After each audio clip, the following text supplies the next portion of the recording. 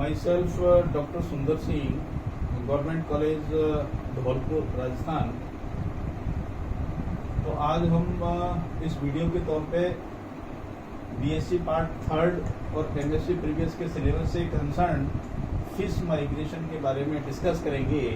Actually ये बहुत important questions हैं जो वार्षिक परीक्षाओं में आते हैं, इसलिए मैंने इसको बहुत ही शॉर्ट तरीके से तैयार किया है। तो let us start fish migration. Actually fish migration जो वर्ड है वो मछलियाँ जो होती हैं वो माइग्रेट करती हैं। माइग्रेट मीन्स होता है कि नदियों से समुद्र में और समुद्र से नदियों में प्रवास करती हैं एक विशेष टाइम पे अपने जीवन काल में 2 या 3 बार वो प्रवास करती हैं। अब क्वेश्चन ये उठता है कि वो प्रवास क्यों करती हैं? प्रवास इसलिए करती हैं कि उनको फूड की जो जरूरत होती है या रिप्रोडक्शन की जरूरत होती है for food and reproduction. Reproduction means होता है एग लेइंग के लिए। उनका वहाँ वातावरण है, पीएच है, टेम्परेचर है, या बॉडी के सर्कमस्टांसेस हैं, या अन्य अन्य जो कारक हैं, फैक्टर्स हैं, वो डिपेंड करते हैं पर्टिकुलर स्पीसीज के आधार पर। तो वो 2 कारणों से, एक तो भोजन प्राप्ति के लिए और दूसरे रिप्रोडक्शन के लिए वो प्रवास करती हैं। तो एक्चुअली इनका जो प्रवास हो गया वो 2 वे हो गया। 2 वे मतलब हो गया, समुद्र से अगर वो जा रही हैं तो समुद्र से नदी में जाएंगी और नदी से वापस उनको कहाँ आना है? समुद्र में वापस आना है। तो इसके टाइप्स की बात करें अपन तो बहुत ही दिलचस्प और बहुत ही इंटरेस्टिंग ये एक चैप्टर है। तो इसकी टाइप्स की बात करें तो 2 तरीके से ये जानी जाती हैं। इनको इंग्लिश में एनाड्रोमस कहते हैं, और एनाड्रोमस का मतलब हो गया ओशियन टू रिवर, यानी समुद्र से नदी की तरफ जाती हैं। और इसके एग्जाम्पल के तौर पर साल्मन मछली आती है, हिल्सा है, पेट्रोमाइजोन है ना। पेट्रोमाइजन हालांकि फिशेज में नहीं आती है, साइक्लोस्टोमेटा में आती है, लेकिन मुख्य रूप से साल्मन और हिल्सा का उदाहरण पर ले सकते हैं। तो साल्मन मछली प्रशांत महासागर में ये मिलती है, और प्रशांत महासागर में ये मिलने के कारण वहाँ अपना प्रजनन नहीं करके नदी की तरफ ये रवाना होती है। और नदी की तरफ रवाना जब होती है तो वहाँ की जो जलधाराएं हैं या पहाड़ी हैं उसके बीच में कहीं एक स्थान बना करके रेत के नीचे जो फीमेल हैं और मेल हैं दोनों एक साथ निकलते हैं, तो वहाँ पर जाकर के वो अंडे देती हैं, हैचिंग करते हैं, और हैचिंग करने के बाद जो उसमें से जीव निकलता है ना, तो उसको एल्विन्स कहते हैं। एल्विन्स के नाम से जाना जाता है, और एल्विन्स बाद में वो पार में बदल जाता है। पार एक वर्ड है, एक शब्द है। पार का मतलब ये हो गया कि जैसे ही उनकी हैचिंग होगी तो जो उसमें से छोटे छोटे अंडों में से जो छोटी छोटी फिश निकलेंगी, ठीक है ना, तो उनको अपन पार के नाम से जानते हैं, ठीक है ना। तो उसके बाद ये पार जो होते हैं वो 2 से 4 साल, देखिए बहुत लंबा समय होता है। ये एक बड़ी इंटरेस्टिंग बात है कि 2 से 4 साल का समय ये लेते हैं डेवलपमेंट होकर के, और यंग में बदलते हैं, और उसी अनुसार इनका जो कलर है वो सिल्वर कलर में कन्वर्ट हो जाता है।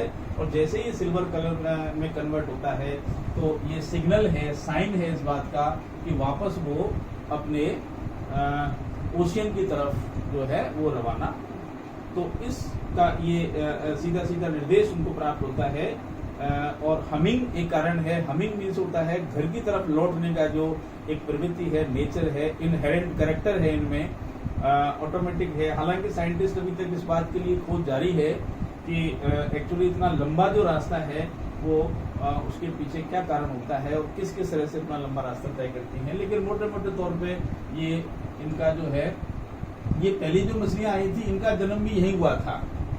जो ये पेरेंट्स आए हैं, मेल और फीमेल दोनों आए हैं, इनका जन्म भी एक्चुअली वही हुआ था। तो उनको याद रहता है, उनकी मेमोरी में रहता है ये, तो वापस ये टर्न करती है। दूसरा उदाहरण अपन ले सकते हैं हिल्सा का, जो इंडियन ओशियंस में पाई जाती है, और इंडियन ओशियन से ये अपने गंगा रिवर में एंट्री करती है। गंगा रिवर में बनारस जगह है, इलाहाबाद जगह है, वहां जाकर के अपना जो है ये माइग्रेट करती है, और वहीं जाकर के अपना ओवुलेशन करती है, और हैचिंग के पश्चात वापस जो है इंडियन ओशियंस में लौटती हैं। दूसरे एग्जाम्पल के रूप में ले हम तो कैटाड्रोमस माइग्रेशन है। Catadromous it means river to oceans, यानी कि नदी से और समुद्रों की तरफ वो रवाना होती है। इसके उदाहरण के तौर पे एंगुला वल्गेरिस है, जिसको ईल्स भी कहते हैं। ये अमेरिकन और यूरोपियंस के नाम से हैं। इनकी स्पीसीज अलग अलग हो सकती है। इनके सिग्नल ये हैं कि ये येलो से सिल्वर कलर इनका शुरू हो जाता है। जैसे ही माइग्रेशन करना शुरू करती हैं या माइग्रेशन का समय जब आता है तो इसके सिग्नल है कि इनका कलर जो होता है वो येलो से सिल्वर हो जाएगा। और दूसरा, इनका एलिमेंट्री जो कैनाल है वो श्रिंक हो जाएगी, है ना। श्रिंक का मतलब सिकुड़ जाएगी। इसका मतलब काम करना वो कुछ समय के लिए रोक देते हैं, क्योंकि उस समय भोजन नहीं करना है इनको। मेन टारगेट है कि इनका क्या करना है, इनको ओव्यूलेशन करना है। तो ओव्यूलेशन के लिए जो है इनका भोजन करना धीरे धीरे बंद हो जाएगा और स्टॉप फूड इंटेक हो जाएगा इनका। और इनका हेड है वो शार्प हो जाएगा, स्लिम हो जाएगा, जिसको प्रोच भी कहते हैं अपन। और उसके बाद में इसका जो स्विम ब्लैडर है, जिसमें वो एक तरह से इनका लंग्स की तरह काम करता है, वो स्विम ब्लैडर, उसमें वायु होती है। तो इनको लंबी यात्रा करनी होती है, और लंबी यात्रा का मतलब 4500 किलोमीटर तक इनकी यात्रा करनी पड़ सकती है। इसलिए ये सारे चेंजेस इनमें आते हैं। और इसमें जो नर होता है वो बहुत ही एंग्री हो जाता है, और एंग्री इसलिए होता है कि वो अपने जो है बचाव करने का प्रयास करता है। और ये ओशियंस इनका जो होता है लगभग फिक्स है, ओशियंस है, सारगेसो ओशियंस के नाम से ये जाना जाता है। और 500 मीटर की डेप्थ में जाकर के ये जो है समुद्र में अपने जो है ना हैचिंग करती है। और इनके जो लार्वा निकलते हैं वो लेप्टोसिफेलिया लार्वा कहलाते हैं। और जैसे ही ये लेप्टोसिफेलिया लार्वा धीरे धीरे डेवलपमेंट करते हैं, और उसके बाद में ये जो ईल है वो ग्लास ईल के नाम से जानी जाती है, यानी चमकीले चांदी जैसा कलर इनका हो जाता है। और उसके बाद वो माइग्रेट करने के लिए तैयार हो जाती है, तो वापस वो रिवर की तरफ मुड़ती हैं। लेकिन इसमें एक चीज और होती है कि जो मेल फीमेल है, फीमेल तो है वो रिवर में ही रह जाती है, और जो मेल्स हैं वो ओशियंस में जाकर के चले जाते हैं, क्योंकि कुछ समय वो फीमेल वहाँ पे रहती है, और दोबारा से जो अंडे हैं वो उनके हैचिंग होते रहते हैं। काफी लंबा समय इसमें लगता है। तो एक्चुअली ये जो प्रोसेस है पूरा माइग्रेशन का, तो टू वे तरीके से ये माना गया है। लेकिन अब इनकी जो पहचान है, इनको साइंटिस्ट कैसे इसकी पहचान करते हैं कि भाई माइग्रेट कर रही है कि नहीं कर रही है, वापस जो है वो लौट करके आई कि नहीं, इसके लिए तीन पहचान चिन्ह जो है ना इन मछलियों को दिए जाते हैं। पहला है मार्किंग एंड टैगिंग।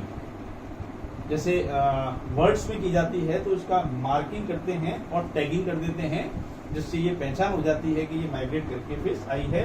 दूसरा है डायरेक्ट ऑब्जर्वेशन भी कर सकते हैं, किसी के माध्यम से, जहाज के माध्यम से, पानी के जहाज से या एरोप्लेन से, कैसे भी इसका ऑब्जर्वेशन, डायरेक्ट ऑब्जर्वेशन कर सकते हैं। तीसरा है इको रेंजिंग टेक्निक। ठीक है, इको रेंजिंग टेक्निक का मतलब होता है कि इको मीन्स होता है आवाज का वापस जो है ना टकरा करके प्रतिध्वनि के रूप में आना। तो एक तीसरी टेक्निक भी ये शामिल की जा सकती है। तो ओवरऑल अपन ये कह सकते हैं कि बहुत ही इंटरेस्टिंग पेरेंटल केयर है। जैसे मानव में माँ बाप बच्चों की पेरेंटल केयर करते हैं, देखभाल करते हैं, वैसे ही सारे जितने भी एनिमल्स हैं, सारे जितने भी फाइलम्स हैं, वो सभी के सभी पेरेंटल केयर करते हैं। खास करके वर्टिब्रेट्स में ये एक मुख्य प्रकार का लक्षण इसमें पाया जाता है, जिसका मतलब मानव में ही नहीं, बहुत सारे पक्षियों में या बर्ड्स में, स्तनधारियों में ऐसी देखभाल का एक सिस्टम डेवलप हुआ है, जो कि एक एवोल्यूशन का बहुत बड़ा कारण है। और आज तक जीव जंतु ये जीवित हैं, और एक एडेप्टेशन की क्रिया भी इसको कह सकते हैं, यानी अनुकूलन की क्रिया भी है। Thank you.